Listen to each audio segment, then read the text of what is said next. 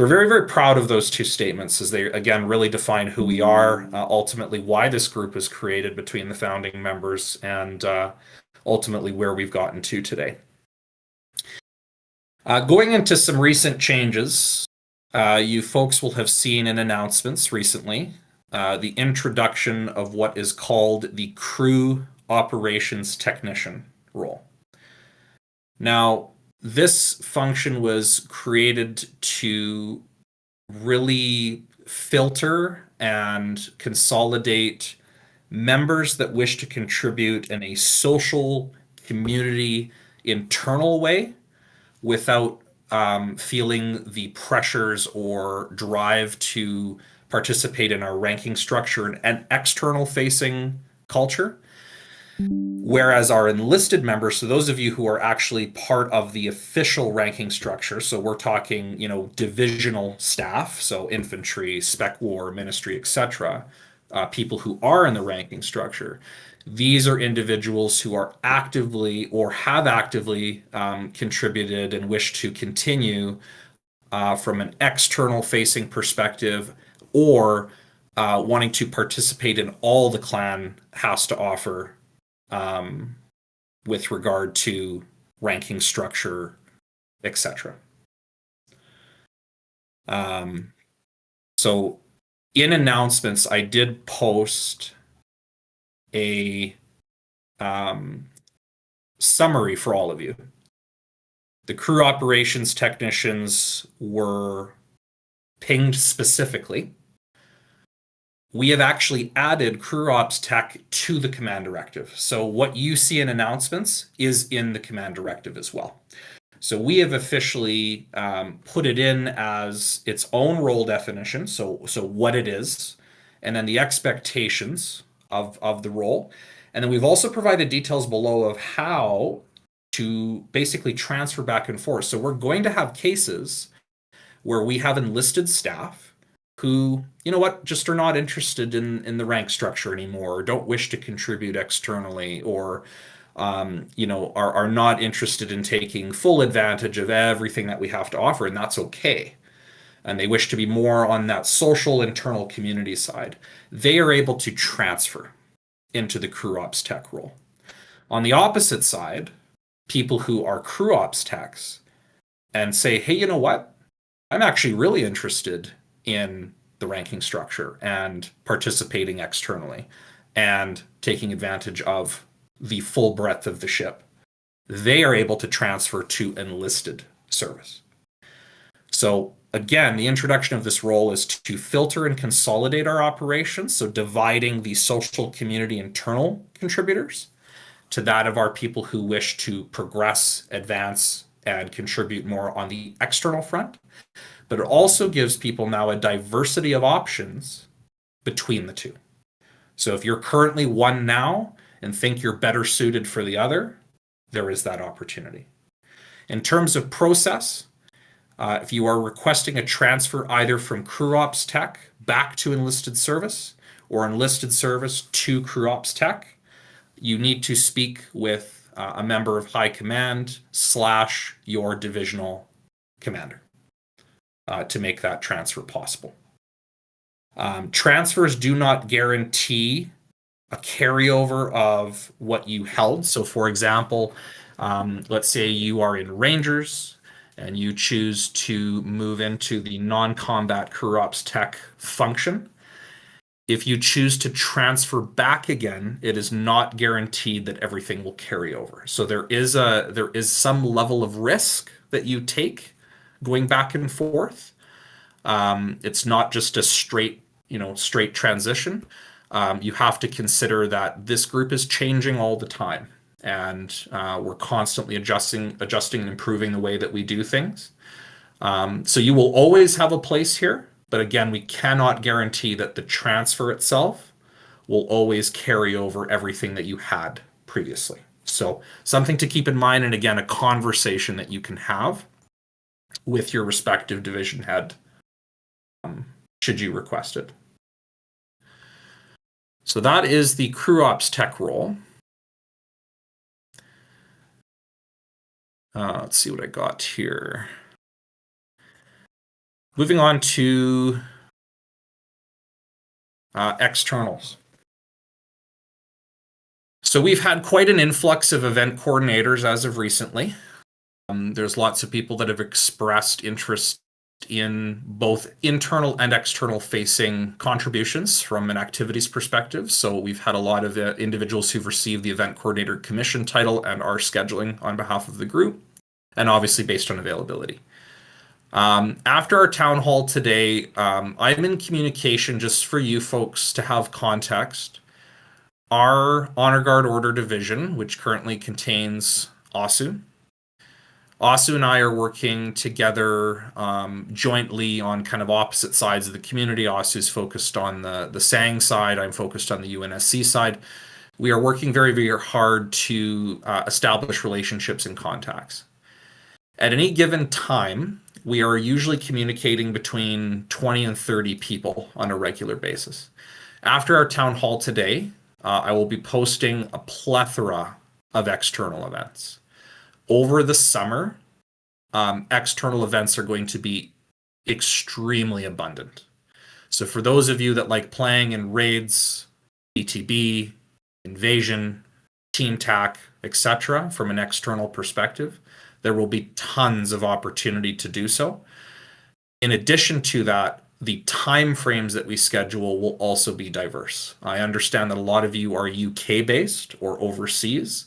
As such, your time zones are anywhere from 7 to 10 hours differential. We are ensuring that we are providing both earlier time events and later time events to accommodate the various schedules of our members. So again, we're not always going to get it perfect because we understand that each of you has your own unique schedule, which we don't have control of. So we will do our best to schedule with an array and a diversity of timeframes. And my hope is that most of you, if not all of you, are able to participate in some way in those externals. So we're going to see, again, a lot of team tacs, a lot of invasions, BTBs, and raids. So again, an opportunity for you to contribute and participate at a variety of levels. I know that there's been some work being done on MLG. To an extent, MLG is not a main game type of this group.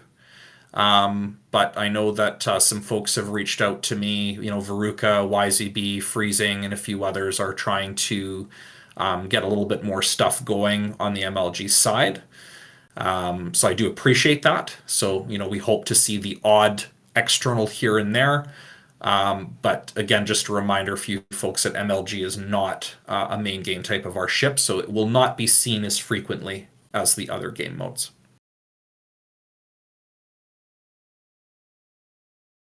In our Hall of Archives, you folks will have noticed an addition. We have added above role self-assign and right below suggestions and feedback. You will have noticed that we added a recognition board. This particular channel is a created space for members to recognize other members for actions and contributions that may not be seen by HighCom because we're not always there. Your peers and colleagues are sometimes the best representation of character and the small stuff that otherwise may go unnoticed. So this channel is a way for each of you, and you'll see the history of notes that have been put in the channel, is basically a chance for you to shout out a really positive comment and sharing, positive experience that you've had about another member in this group. When we promote people, as you folks recall, both in our documentation and the last town hall, we promote in this clan based on merit. Merit is qualitative. Our recognition board is a qualitative measurement. So we take a lot of what we see in the recognition board as part of the feedback when we promote people. This is a great way for myself and Kaivel and Gar and Rise and Zrel and all other people who are in officer roles across divisions to see how their members are performing when they're not necessarily around. And so I would really encourage you folks to continue taking advantage of the recognition board to give a shout out, to appreciate the contributions of your peers, and to ensure people are recognized when they deserve it. Because a lot of you deserve that recognition, and again, it's not always said out loud. So that is the whole purpose of that channel. Just a reminder in role self-assign, with the introduction of the crew ops technician, role self-assign, leave of absence, and external events will not be viewable by crew ops technicians. There is no need for a crew ops tech to fill out an LOA because they're on the casual non-enlisted side.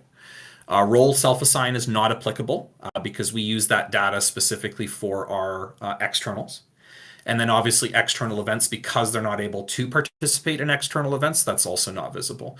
But a reminder for those of you here in this call today who are enlisted, role self-assign, you are able to react and unreact to the various game modes.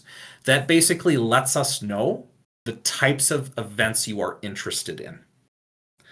And it's also a pingable role. So whenever we post an event, whether it's internal, external, or let's say we're just playing matchmaking and we need a few extra people, we're also able to ping that specific role to get your attention. So just a reminder that role self-assign is an interactable channel for you to self-assign game modes that you are interested in.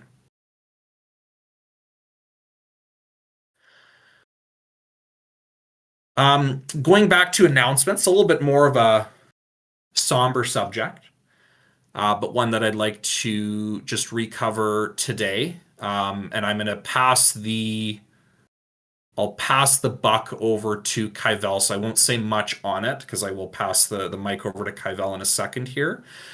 Just regarding code of conduct. We've had a lot of incidents in the last few weeks regarding code of conduct, and High Command has taken each of those very seriously, and action has been taken in each of those instances, as I'm sure you folks have seen. So I want to reiterate the importance of, the mission and vision statement I stated earlier. We hold our reputation and the integrity of this group at a very high standard. The reason we are so successful and the reason we have so many people and long-term people who stay here is because of the environment and atmosphere that is created, and ultimately the accountability that we hold of both ourselves and each other.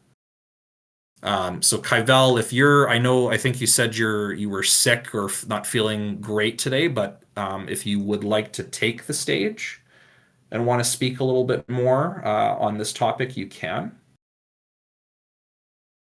You should just be able, you can move yourself over here. Yeah, I was trying to figure it out. I was like, wait. So all I wanted to say, this month we've got to know a lot of people in here, and my apologies, let me sit down. So with the code of conduct, the whole point of it is to make sure that this place is an inclusive environment for everyone. We don't want anyone to feel excluded. We don't want anyone to get offended, none of that stuff. Because once again, at the end of the day, whole point of this group is to, group up, play Halo, play other games in a stress-free, drama-free environment. So first, I kind of want to thank like the whole group, and especially you guys here, since you guys are here. I want to thank you guys on following the code of conduct and showing discipline and following it. At the end of the day, yeah, we're all having fun. However, fun does not mean that, you can, just bypass the code of conduct. But yeah, that's really all I wanted to say. Follow the code of conduct in short. Yeah. Appreciate that, Kaivel. And to build on what she just said as well, and not everybody realizes this, so I'll reiterate, we are a community server. That is significant because a community server has a different function under Discord than a regular server. So if you were to go make a server right now Like literally, if you were to go in and go create server, it's a default server. We have what is called a community server, and Discord actually has a different set of standards for community servers compared to default. So they're both monitored, but for community servers, we actually have certain permissions that we can and cannot have, and we're held under higher scrutiny. So if something were to be reported out of our server, and let's say we were negligent and we did not action said item, that actually puts the entire server at risk. There have been cases where servers have been completely shut down as a result of community guidelines in terms of service not being followed, and where the moderators or administrative staff of the server have essentially overlooked or been negligent in their duty and have not taken action against such materials, actions, etc. Okay. So again, we're held at a higher level of scrutiny. And as we get bigger, keeping in mind that we are nearly 200 people in size. Like we're just about to hit 180. So I can see very, very easily in the next 30 days us surpassing that 200 person mark. The bigger we get, the higher the risk we take in just general, right? Because the more people that you have in a group, the more chances there are for something to go wrong. Unfortunately, that's just the way it is. The more people you have, it again the risk is higher. So, we it's a lot of work as well. Like when we do investigations and reports, and some of you guys might just think, yeah, like that's nothing, doesn't take you guys long at all, or no, that's easy stuff. It isn't. Especially when we're talking over the last couple of weeks. Some of these things take hours of time on one incident to investigate, gather screenshots, have conversations with people, etc. It's an arduous, time-consuming, energy-eating process. And I'm sure you can appreciate we would rather be playing video games than be sitting on our computer writing an incident report. So by helping us, you're helping yourselves. By following code of conduct, you're helping yourselves. By holding your peers accountable for their actions, you're helping yourselves. So this is very much a team effort when it comes to upholding the standard of a community server. So again, just a very, very important topic that we wanted to reiterate today. Gar, I see you have your hand up. Are you wanting to speak on this subject, or is it an accident that you have your hand up?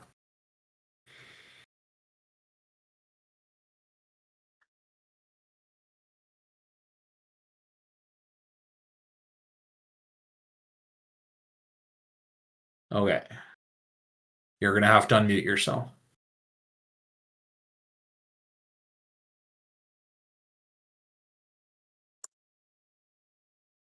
Gar, if you're talking, you're going to have to unmute yourself, dude.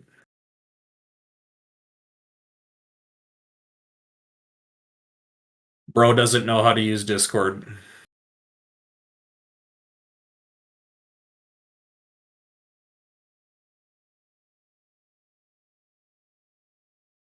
Okay, for the sake of time, I'm going to move you back to audience because we need to move on. And give you a chance to jump back in a little bit. Okay.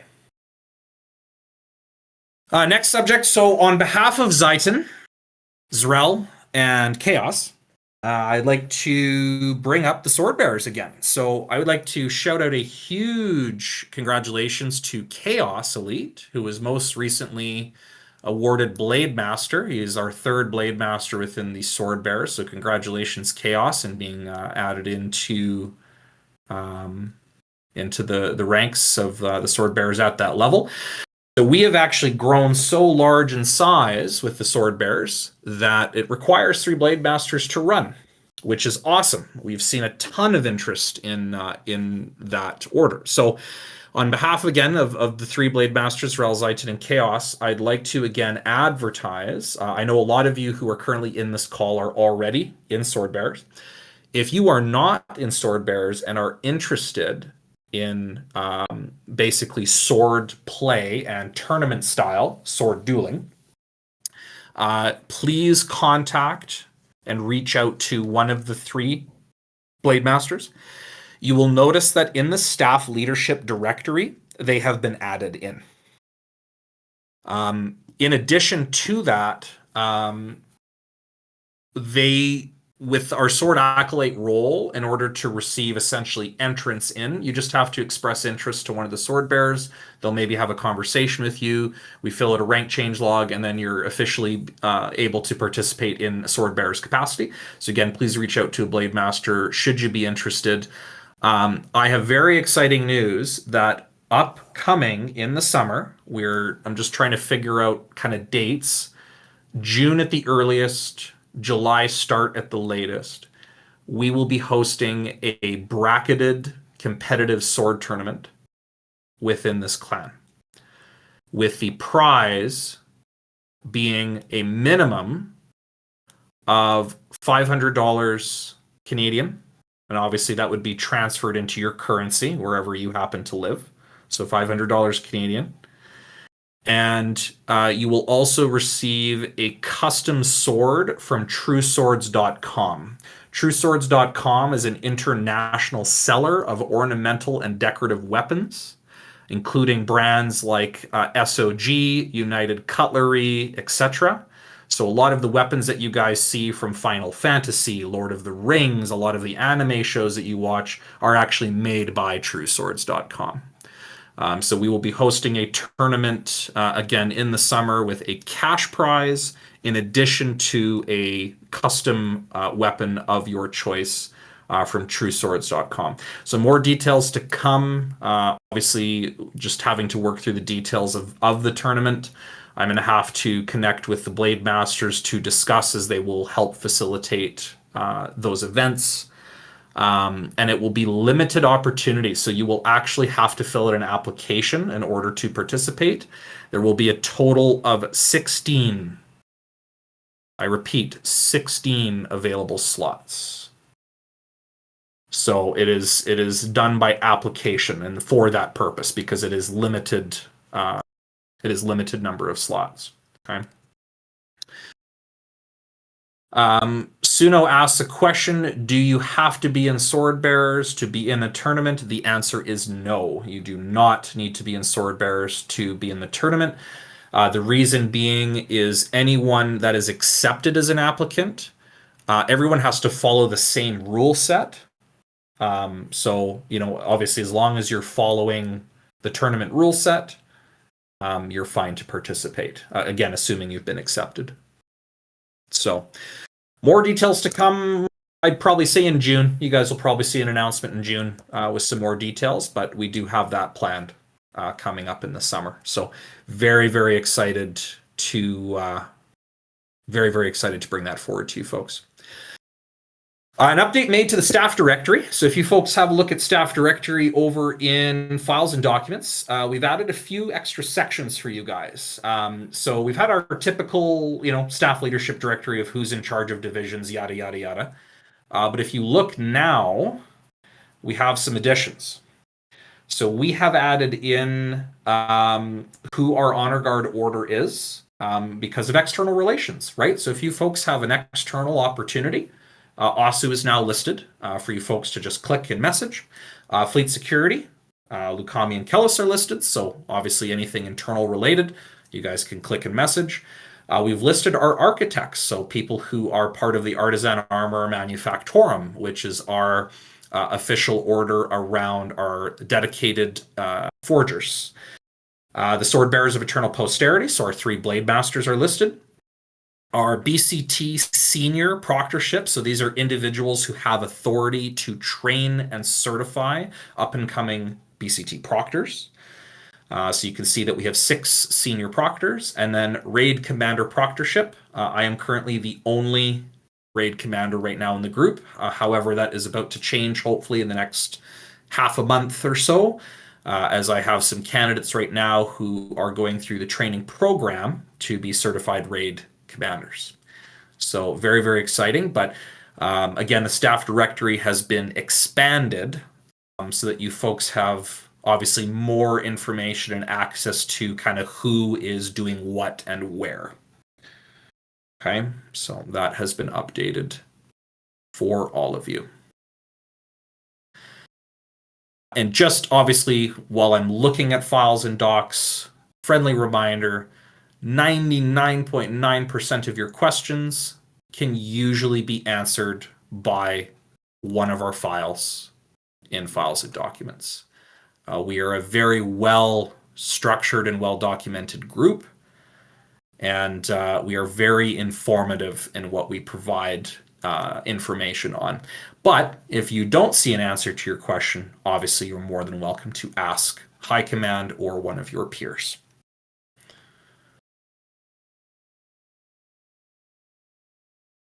Okay. What else do we have on the go? We'll jump into transfers in a second. So I don't have any, we don't have any promotions to announce today. However, we do have transfers to announce today. So we'll get to that in just a second. I'm just confirming that I don't have anything else to cover. Worst case scenario, I can just come back to it. But Kaivel, if you can either start off with ministry, or I can start off with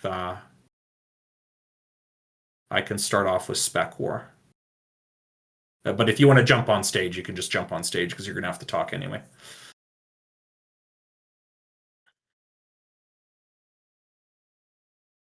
Okay, I'll start on spec war. All right.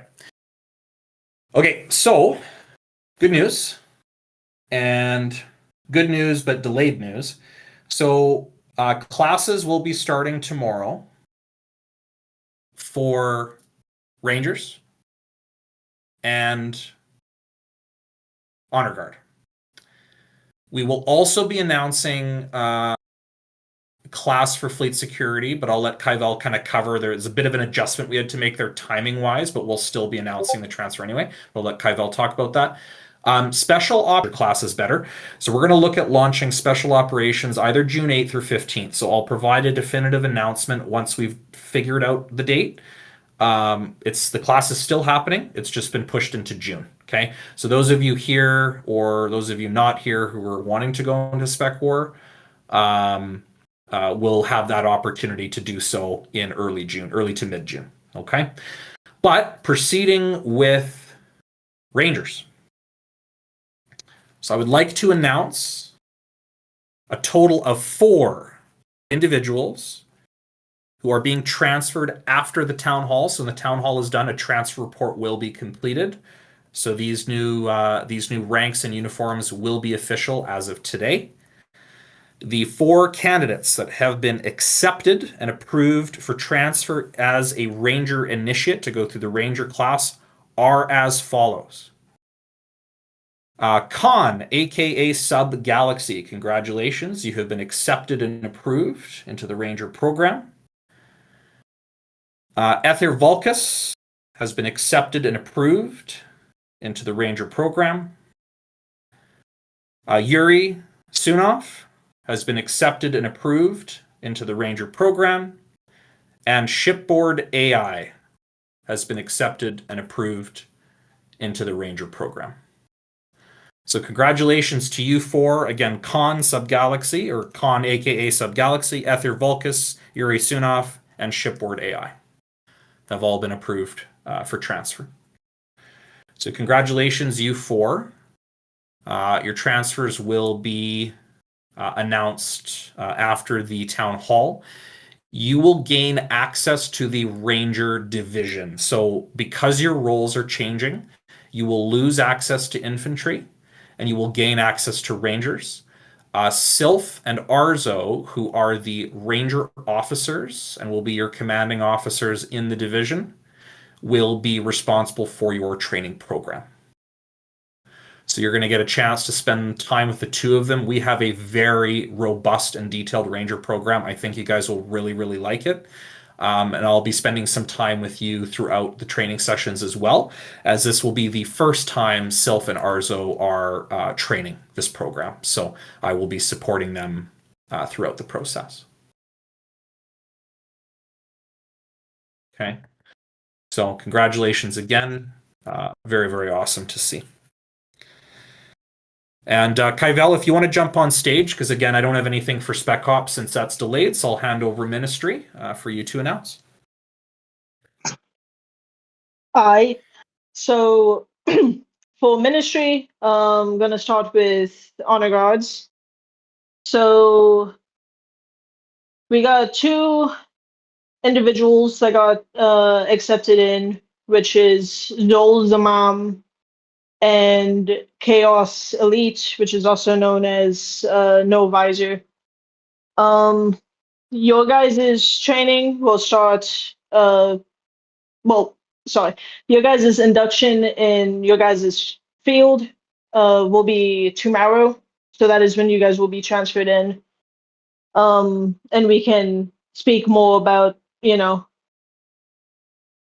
what you guys would be doing in guards then. As for fleet security, we have one individual who got accepted in, which is Sean Cody. However, unfortunately, we have to delay the class until June 17th. As for the people who's training, the new initiates, they got like in real life stuff that came up. So I had to delay that one. But all these guys are very bright. Yeah. Awesome. Let me get onto Appreciate this thing. you. Yeah, congratulations, Chaos and Zol. You guys are both amazing personalities. I don't think Zol is here in the call today, which is totally fine. He is aware. So all the people that were accepted specifically for ministry, there was already prior conversation, so Zol is aware. But congratulations, Zol and Chaos to Honor Guard Initiate, and congratulations to Sean Cody. Obviously, once his class starts, congrats to Sean Cody on Fleet Security Initiate. So that's awesome. And as I'm sure you guys have heard, our classes for ministry are much smaller. So it is actually intentional for us to have a very, very tiny group going through either a branch simultaneously or just going through the program. We are very, very, very particular on the people that are brought into either of those branches. They are very high trust, very personality specific, very specific on vocabulary and language and personality and there's a lot of very qualitative things that we look for compared to our other branches, which are more based on kind of a combination of quantitative and qualitative measurement, where it's not so necessarily so much about personality and more so about kind of fit with game mode specialization, area of interest, training, curriculum, etc. So just quite a few differences between the divisions. So we're really, really excited to be able to accept the 3 individuals into ministry. So that's fantastic. So congrats to all of you who have been transferred. Cool. So that is that. I will open the floor to all of you in chat. This is going to be our open Q&A. So our Q&A essentially consists of it's question and answer is what it stands for. This is basically an open platform for you folks to ask questions, bring up inquiries, suggestions, etc., that we can discuss in live real time. Okay. Uh, I'm going to give Gar the floor, and Gar, if you are still muted, then I apologize, everybody.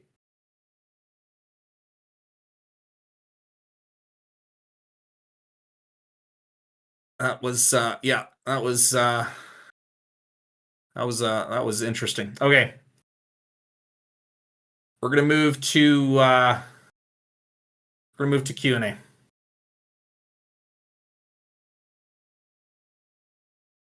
So let's move on to Q&A. We'll address that other piece separately.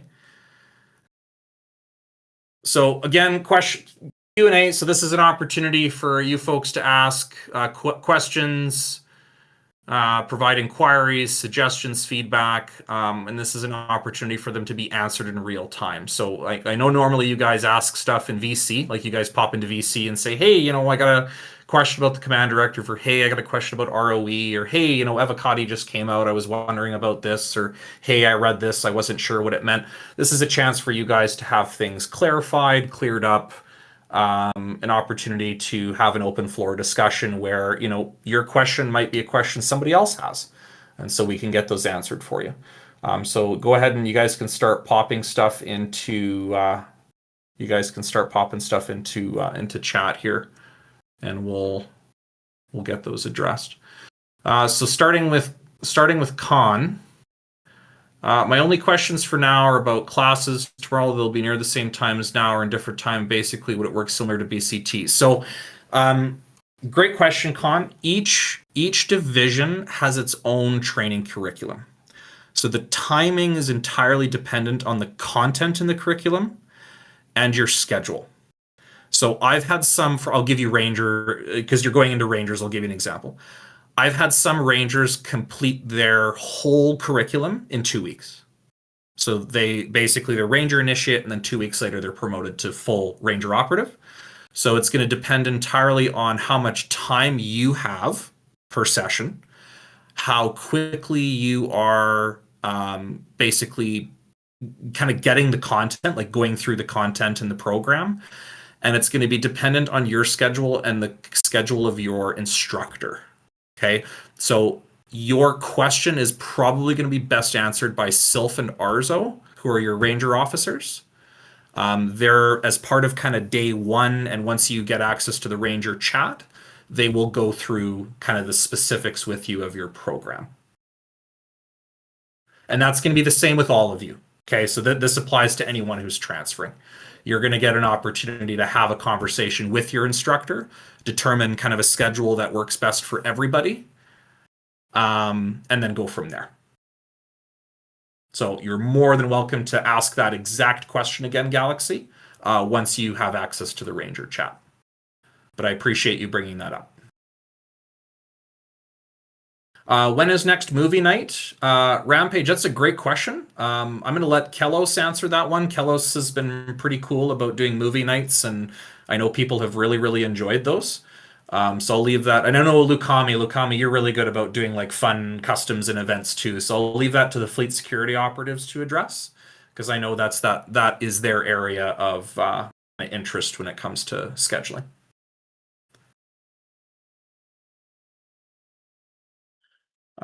We'd like to see more internal raids. Yeah, absolutely. We'll definitely do that. Sammy, will MNK ever be allowed to progress in sword stuff? Unfortunately, not. It has been researched that unfortunately MNK actually has a distinct advantage in sword fighting compared to controller. Because we use tournament style dueling, keep in mind that MNK only became possible with cross-platform. So controller was always the way Halo is meant to be played. So in order for us to be fair and to ensure that everyone has a consistent experience with swords, we do require controllers to be used in order to be in sword bearers, to progress through sword bearers, and to participate in tournaments. So when we host that cash prize tournament in the summer, unfortunately, MNK players will not be allowed to play. only controller. Now, keep in mind, if you're on PC, you are able to get a controller. Like you can get a GameSir controller for your PC, but MNK will be prohibited. And again, it's because it has a distinct advantage over controller.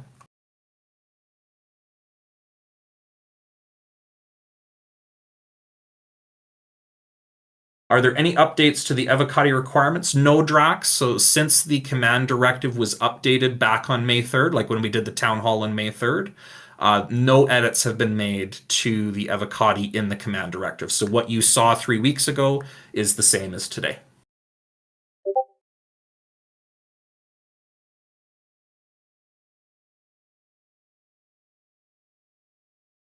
If we have other matters to attend to, yeah, absolutely, Thriz. I think Thriz already left, but yeah, if you have to go, that's totally fine.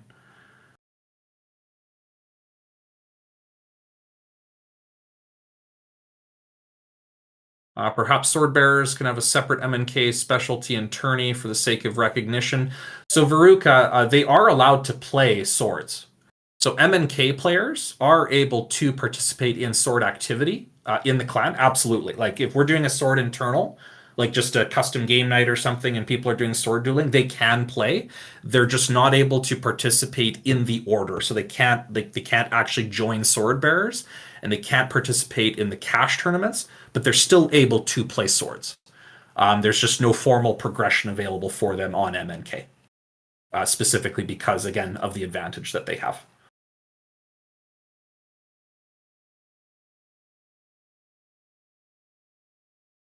Asu, yes, if you tell me what it is, just so I have some context as to what it is that you're wanting to speak on. If you either want to DM me or pop it in chat.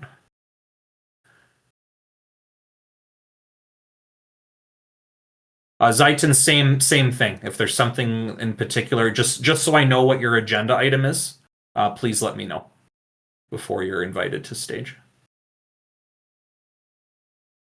Yeah, no problem, Rise. Appreciate you.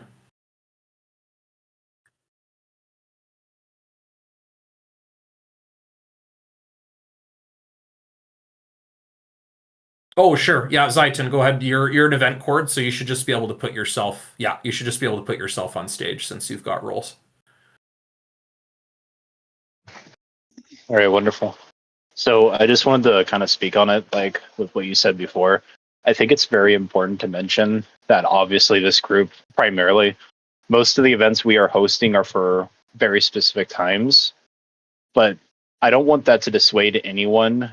Rather, if it's like you want to go into leadership or just like simply you do want to host events, because again, I do want to remind everyone here, even I didn't know it about it until recently.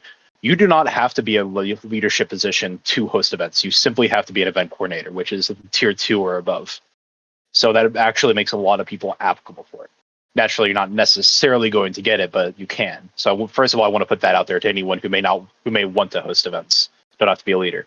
Second of all, kind of what Zeno already said on, which I'm actually kind of really glad he was planning on doing this, but I really want to encourage everyone, any people who aren't able to show up because of, difference of schedules and all that, which is a lot of us, let's be honest, we're adults, or simply because you live in a different time zone and you want to see events hosted and you don't mind hosting themselves, by all means, please go to Zrel, go to Zeno, go to Kaivel, go to whoever, and mention that and say, I would like to become an event coordinator. Because as Zeno said, the more people we have hosting events at different times of the day, the better it's going to be off. Yeah, initially you may only get a few people in the events. That's how it happened with me for swords for a very long time. But over time, people, assuming like they don't have an issue with you, they're going to show up. They're going to continue showing up. And assuming you're doing stuff people want to do, you're going to constantly have people, it's going to get better and better. And we're going to have more and more events hosted at so many different times of the day. It's going to be amazing. Ideally, I would love to see a clan to where we have events going up like every other hour of the entire day, fucking from 10 a.m. to 1 a.m. And the only way that's going to happen, realistically, is if people wanted to do that stuff. And for those of you who want to do that stuff, who are in different time zones, this is your chance. I would really advise you guys get talking with us about that stuff, because it's not, again, we don't want to see all, it's not that we don't want to see all do that. we do. That would be our dream, in my opinion. But yeah, that's all I wanted to say. I just wanted to kind of light a fire under people's ass, per se. Cool. Yeah, and that's kind of the exciting thing too. You're right, Zaitan, about the summer, right? It's not just externals, to your point, internals. So like, it's just this summer for the gaming community in general, like whether it's Halo or the 50 other games that y'all play, summer is such an awesome time to jump in and contribute. So appreciate that, Zaitan. Asu, if you want to jump on stage, because I know that you have a thing. Zaitan, if you want to jump back to audience. Asu, before you speak, I'm just going to address two Q&As that just popped in chat. So Arzo, thank you for your comment. Arzo put in suggestions and feedback in the ranks file, so ranks file being command directive. Brief description on requirements of said rank to achieve. So specifically, like for officer, you must be a major for X amount of weeks. And being a certified proctor. So, Arzo, we do actually state the certified proctor that is listed in the officer description that you are required to be a certified BCT proctor. There has not been discussion beyond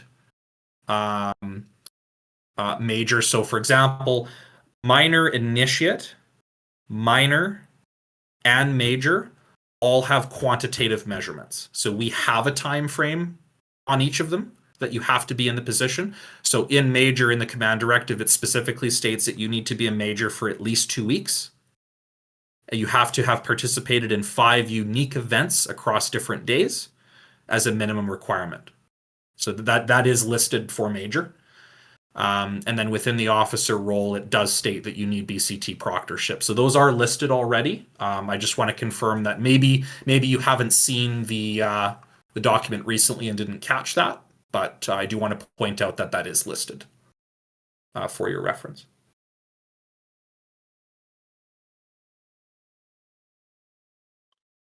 Veruca, don't think I've asked your thoughts, but what does the Evocati rank mean to you and those who represent the rank?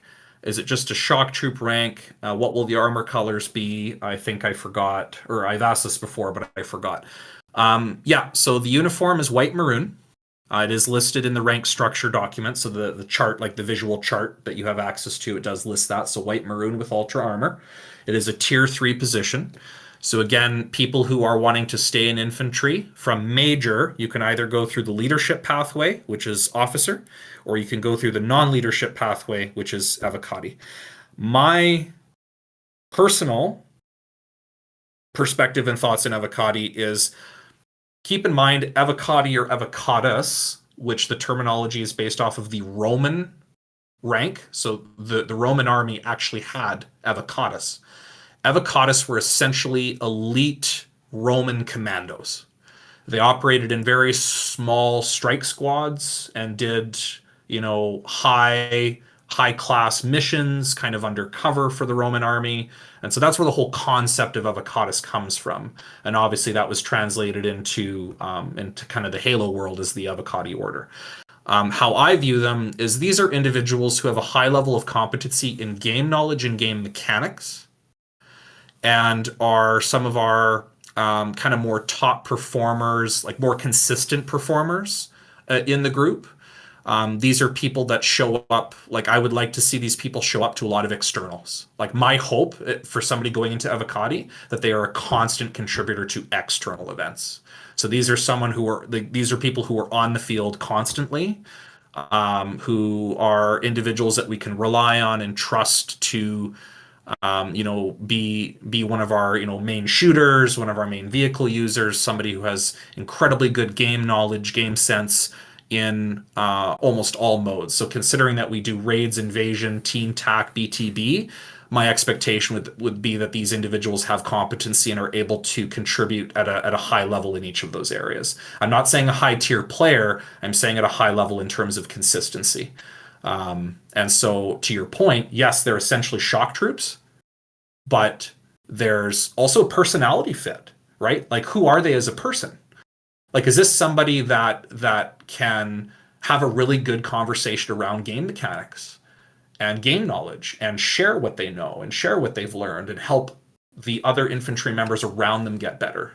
it's kind of a combination of personality and kind of teaching and learning, and a combination of actual in-game contributions. I hope that answers your question.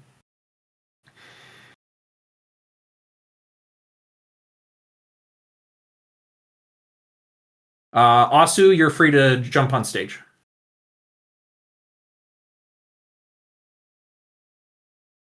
You're an event coordinator, so you should be able to do it manually. You can just assign yourself stage speaker.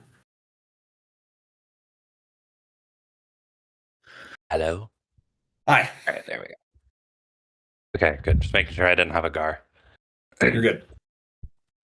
So I'd like to bring up, it's a very small topic relative to our code of conduct. It's very isolated and handled on site, but I'd like to give a friendly reminder that shit talking and body dissing and all of that kind of stuff during matchmaking and events is inappropriate and against our code of conduct. It doing so can mortally wound or hurt our reputation externally, and it makes my job and others who participate in external relations jobs much harder, because it makes us look very toxic around the community, especially when a lot of recruiting can happen in matchmaking.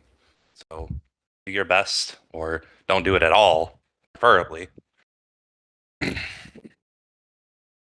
Just wanted to touch on that subject any bit. Yeah.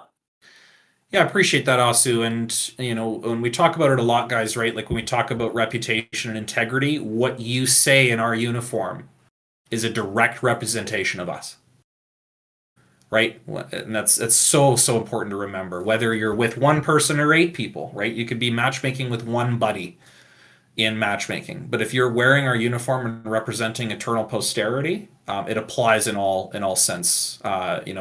Externally, internally, CGB, Discord, social media, like any time you have our roles, you have our uniform, you are representing us in any capacity. So important to just be mindful of who your audience is, and ultimately how will your words be perceived? It's a great question to ask yourself. How will my words be perceived? Yeah, also appreciate you bringing that forward. You are very welcome. That's all I had.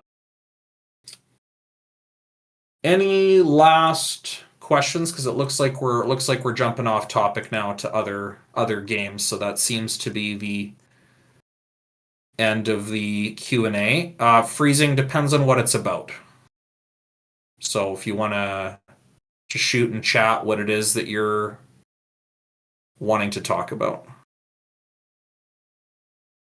please and thank you.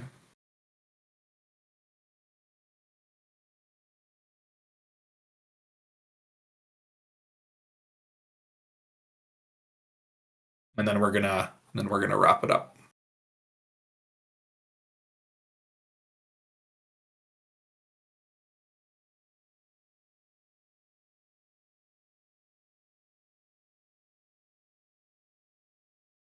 You could probably cut the recording, like the Q&A doesn't need to be